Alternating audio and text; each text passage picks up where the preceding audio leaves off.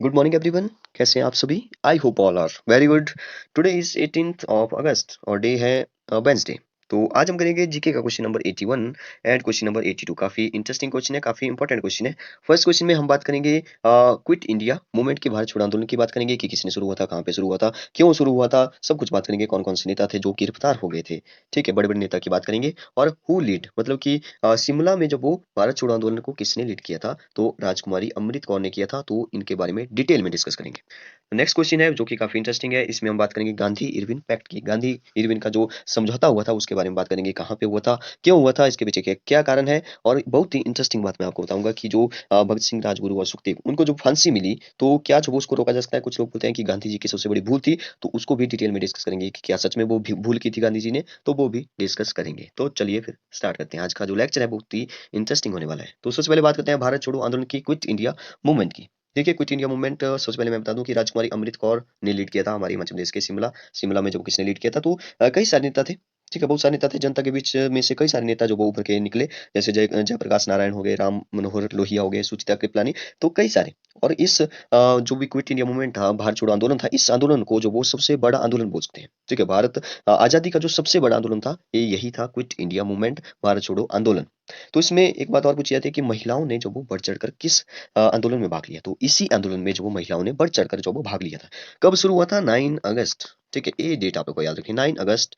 देखिए, आज है 18 अगस्त, 18 का आप होता है 9। ठीक है, ऐसे तो नहीं याद रख पाओगे आप क्योंकि आज है 18। ठीक है, 9 अगस्त। तो अगस्त, हाँ, अगस्त क्रांति भी इसको कहा जाता है। ठीक है, अगस्त क्रांति भी इसको जो वो कहा जाता है। क्यों? क्योंकि अगस्त में हुआ था।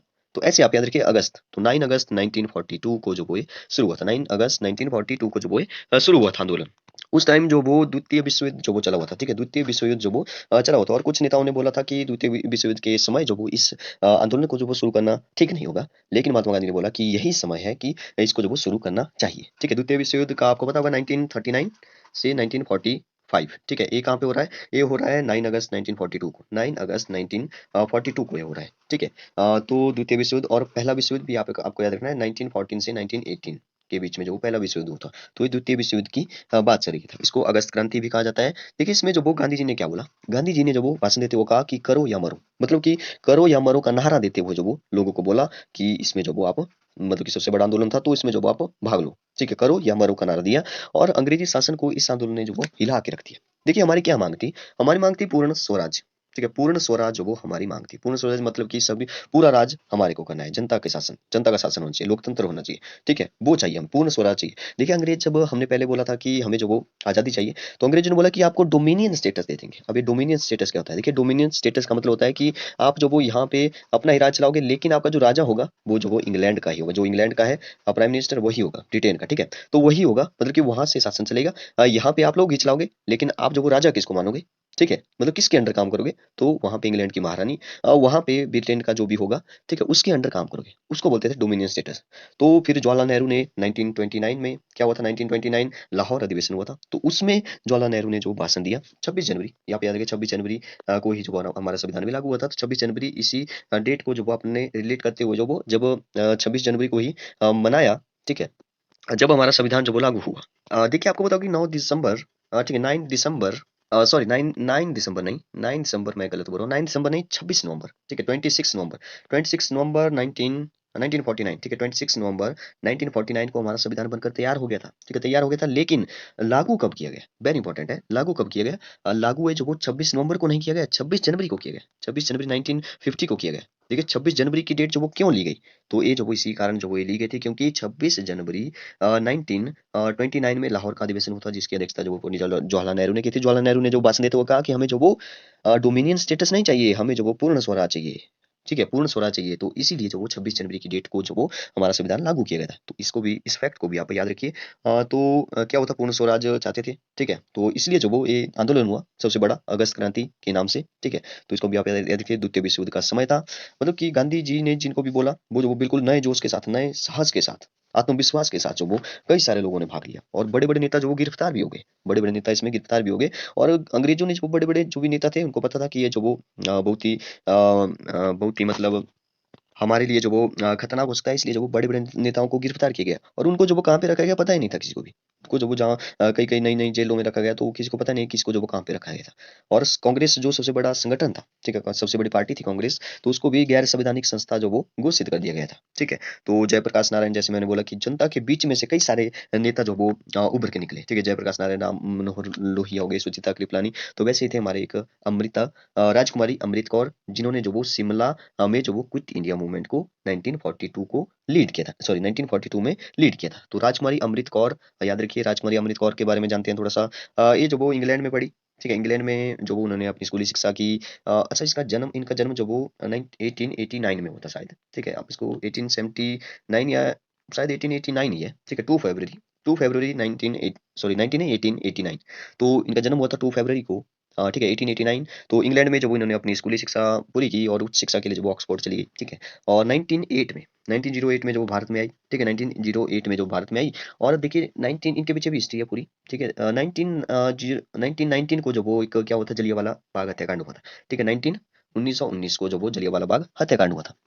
अब देखिए यहाँ से जो वो उनका मतलब कि इनका दिमाग तो खराब नहीं हुआ, लेकिन उनका जो वो उन्होंने जो वो फैसला लिया कि मैं भी अब पॉलिटिक्स में आने वाली हूँ। ठीक है, मतलब पॉलिटिक्स में आने का उन्होंने फैसला कर लिया। तो उन्होंने जो भी मतलब कि दांडी मार्च में जो वो साथ दिया था, महात्मा गांधी का दांडी मार्च में भी थी, भारत छोड़ो आंदोलन में भी। तो दांडी मार्च और भारत छोड़ो आंदोलन में भी ये जेल में भी गई थी। ठीक है, जेल में भी गई थी। तो इनके बारे में एक और याद रखिए, जैसे आजाद भारत जब 1947 के बाद जब वो इनको जो भी पहली कैबिनेट थी उसमें जो वो हेल्थ मिनिस्टर भी बनाया गया था, 10 साल के लिए जो वो हेल्थ मिनिस्टर रही थी। एम्स की स्थापना जो भी इन्हीं ने जो वो की थी। ठीक है, All India Institute of Medical Science, Akhil Bharatiya Ayurvigyan संस्थान। ठीक है, तो इसको भी आप याद रखिए। तो हमारे क्वेश्चन का फर्स्ट क्वेश्चन का आंसर हो जाएगा राजकुमारी अमृत कौर। नेक्स्ट क्वेश्चन जो कि काफी इंटरेस्टिंग क्वेश्चन है, where was Gandhi Irwin pact sign. तो गांधी इरविन पैक्ट क्या था, साइन कहाँ पे किया गया था, तो ये शिमला में किया गया था। हुआ कहाँ पे था, दिल्ली में हुआ था। ठीक है, तो देखिए क्या हुआ था उस टाइम की गांधी जी और जब वहां पे कब हुआ था, 5 मार्च को हुआ था। ठीक है, 5 मार्च 1931। ठीक है, 5 मार्च 1931। आपको पता होगा कि जब भगत सिंह और राजगुरु गुरु मतलब कि सुखदेव जो भी थे, ठीक है, तीन, तो इनको जो फांसी दी गई थी वो 1931 में ही दी थी, 23 मार्च। ठीक है, 23 मार्च। ये 5 मार्च को हुआ था, और 23 मार्च को जो वो इनको फांसी दी गई थी, 23 मार्च 1931 को। तो 31 आप याद रखिए, 1931।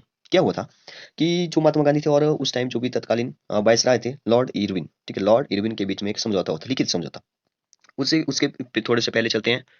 हम लोग जब वो क्या कर रहे थे, आंदोलन कर रहे थे। ठीक है, गांधी जी के साथ जब वो आंदोलन कर रहे थे, तो दांडी मार्च भी हमने जो वो नमक का कानून तोड़ दिया, सविनय अवज्ञा आंदोलन जो वो शुरू कर दिया। तो इससे जो वो अंग्रेज परेशान हो गए। ठीक है, अंग्रेज परेशान हो गए, और लंदन में, ठीक है, लंदन में जो वो एक मीटिंग बुलाई गई। ठीक है, लंदन में ब्रिटेन के जो प्राइम मिनिस्टर थे उस टाइम, रैमजे मैकडोलन। ठीक है, रैमजे मैकडोलन। तो उन्होंने एक मीटिंग बुलाई। ठीक है, तो कि यहाँ पे भारत में क्या हो रहा है, बहुत सारा आंदोलन हो रहा है, तो इनको रोकने के लिए जो वो एक लंदन में मीटिंग बुलाई। ठीक है, ब्रिटेन के प्राइम मिनिस्टर कौन थे, रैमजे मैकडोलन उस टाइम। तो उसको जो वो गोलमेज सम्मेलन कहा जाता है। लेकिन महात्मा गांधी मतलब कि सबसे बड़े उस टाइम संस्था थी, कांग्रेस ही थी। तो कांग्रेस को जो वो बुलाया गया गोलमेज सम्मेलन में कि आप आइए, बातचीत करिए, क्यों जो वो ऐसे आंदोलन कर रहे हैं, चुपचाप बैठिए। ठीक है, लेकिन गोलमेज सम्मेलन में महात्मा गांधी गए नहीं। ठीक है, कोई भी नहीं गया वहां पे।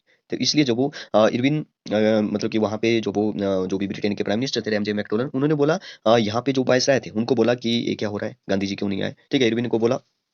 तो इरविन को बोला कि उनसे जल्दी ही बात करवाइए, उनसे जल्दी बात करिए, उनको जो वो मनाइए। तो इरविन की जो वो जॉब खतरे में हो गई, इरविन की जॉब खतरे में आ गई। तो उन्होंने जो वो महात्मा गांधी से बातचीत करना शुरू किया।